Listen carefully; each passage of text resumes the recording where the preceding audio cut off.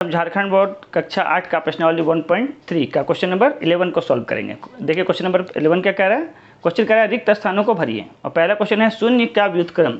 ध्यान रखेंगे 0 एक ऐसा संख्या है, इसको अगर हम उलट भी देंगे तो हमारा आंसर क्या आएगा, 0 ही आएगा। ठीक है, यानी शून्य का व्युत्क्रम क्या होगा, हमेशा शून्य ही होगा, यानी कि इसका कुछ उल्टा होता ही नहीं है, क्योंकि जो इसको उल्टा करेंगे तो वही आ जाएगा ना, इसलिए इसका कोई व्युत्क्रम नहीं होता है। ठीक है, तो लिखेंगे इसका व्युत्क्रम नहीं है। क्यों, सीधा भी है तो 0 और अगर उलट भी दे रहे तो क्या 0, तो इसका उल्टा क्या होगा, कुछ हुआ ही नहीं। ठीक है, ये तो जो था वही हो गया। ठीक है, अब अगला क्वेश्चन देखिए, संख्याएं डैश तथा डैश स्वयं का व्युत्क्रम है।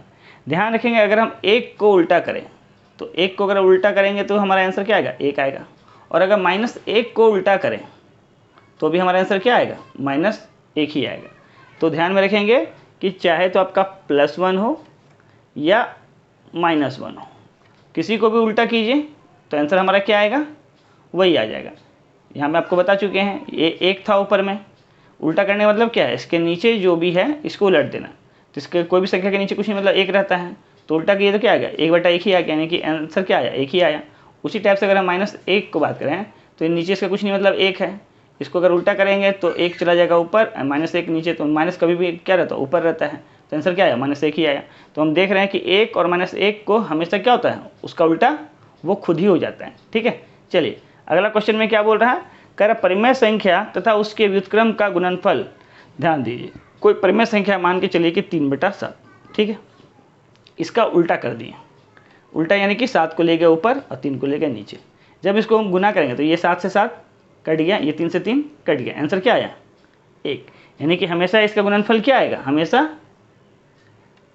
1 ही आएगा।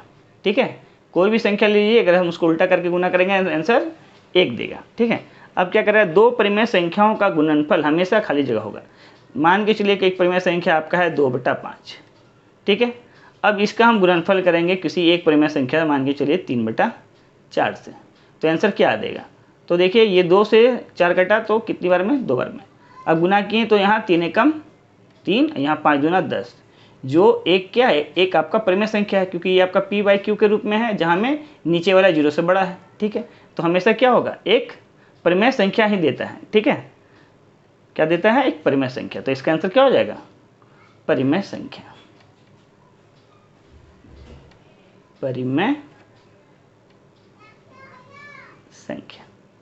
अब ध्यान रखिए, किसी धनात्मक परिमेय संख्या का व्युत्क्रम, मान लीजिए कोई परिमेय संख्या है, मान लीजिए 3, इसके नीचे कुछ नहीं मतलब 1 है, अगर इसका हम उल्टा करेंगे तो 1 चला जाएगा ऊपर और 3 आ जाएगा नीचे, तो ये यहाँ भी प्लस में ही था और आंसर भी क्या में आएगा, प्लस में।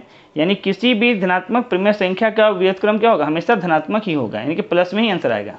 तो क्या लिखेंगे हम, धनात्मक, यानी किसी भी प्लस वाले संख्या को अगर हम उल्टा करेंगे तो आंसर भी हमारा क्या आएगा, हमेशा प्लस में ही आएगा। ठीक है, अब अगला क्वेश्चन देखिए क्या बोल रहा है, किसी ऋणात्मक परिमेय संख्या का व्युत्क्रम। अब मान लीजिए इस जगह पर अगर हम -3 को लेते हैं तो इसके नीचे कुछ नहीं मतलब 1 है, अगर इसको हम उल्टा करेंगे तो 1 चला जाएगा ऊपर और 3 आ जाएगा नीचे, लेकिन माइनस का चिन्ह हमेशा ऊपर ही रहता है।